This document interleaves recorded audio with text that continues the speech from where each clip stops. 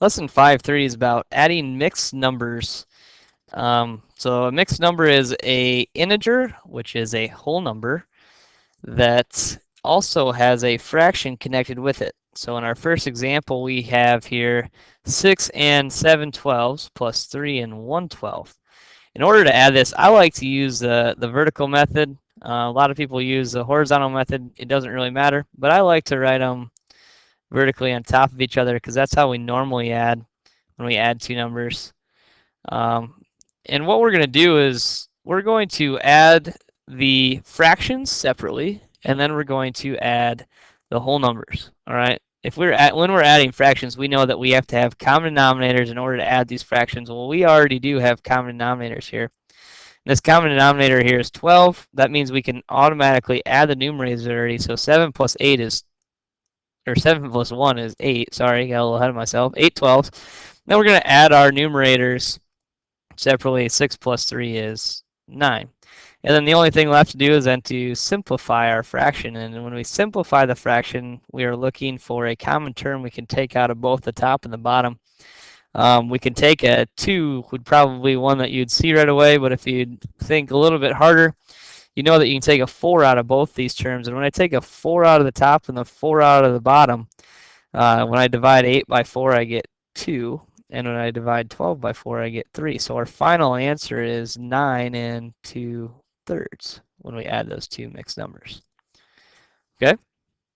So continuing on, we're going to subtract mixed numbers. And again, this is why I write them vertically, and I'll show you why here in a little bit. 7 and 7/8 minus 3 and 3/4. Okay, so we want to subtract the fractions first. And in order to subtract these fractions, we have to have a common denominator.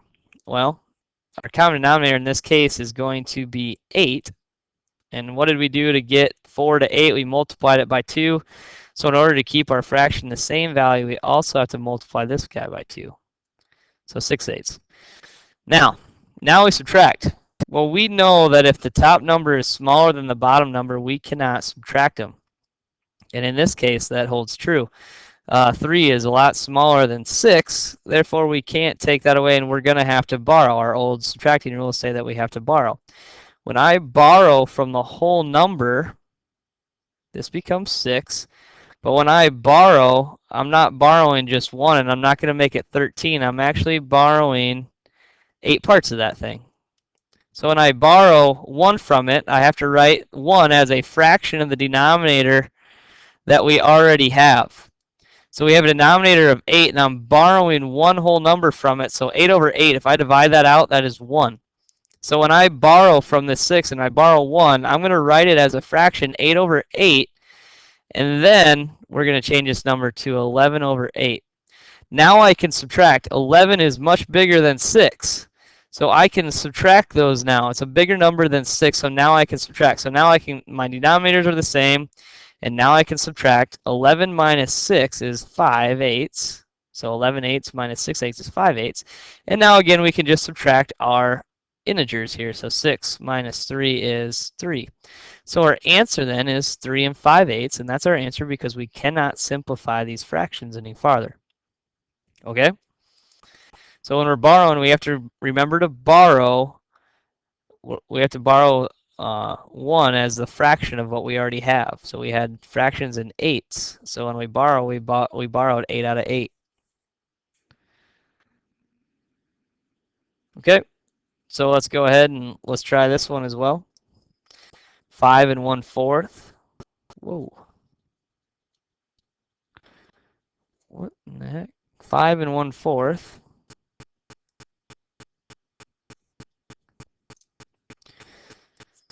So 5 and 1/4 minus 2 and 3/4. Again, we're subtracting, and we know that if the top number is smaller than the bottom number, we cannot subtract those. In this case, we already have a common denominator, so we don't have to worry about the common denominator. So what I'm going to do is I'm going to have to borrow. I'm going to have to borrow 1 from 5. And when we borrow this, remember we have to borrow 1 as a fraction. So 1 as a fraction is 4 over 4 in this case. We're dealing with fourths. So we're borrowing 4 over 4. That is equal to 1, right? Okay, and we're adding it to this top fraction here. So we now have 4 and 5 fourths. That is the same thing as 5 and 1/4. We just rewrote it because we borrowed from it. So now when I subtract, my top number is now bigger than my bottom number. So 5 1/4 minus 3 1/4 is 2/4, and I can subtract 4 minus 2 is 2. Now, this would be our answer, except for we need to simplify real fast. We can simplify this fraction, take a 2 out of both the top and the bottom, and we get 2 1/2. Notice that I always do the fractions first. I always subtract the fractions first, and you know that from regular subtracting when I have, say, 17 minus 9. We know that we have to subtract from the right to the left in case we have to borrow. Okay? So it follows the same rules as our regular subtracting. All right, and one more example of that. We're going to have 8 1/5 minus 6 1/2. Okay, and before we subtract, we have to get common denominators here. And the common denominator between 5 and 2 is the lowest one I can think of is 10. So I'm going to change my denominators real quick. And when I multiplied 2 by 5 to get to 10, so I have to multiply the top by 5. So that is 5/10. And I multiplied it by 2 to get it to be a 10. So I have to multiply this guy by 2, so it would be 2/10. And of course, now you notice that my top number is smaller than my bottom number, and I cannot subtract those right now, so I'm going to have to borrow. And when we borrow, we're borrowing 1 whole, which means we have to write it as a fraction, 10 over 10, because our denominators are 10. Okay? So we're going to borrow that whole. So now we're subtracting 7 and 12/10, and we're subtracting 6 and 5/10. And now we can subtract. 12/10 minus 5/10 is 7/10, and 7 minus 6 is 1.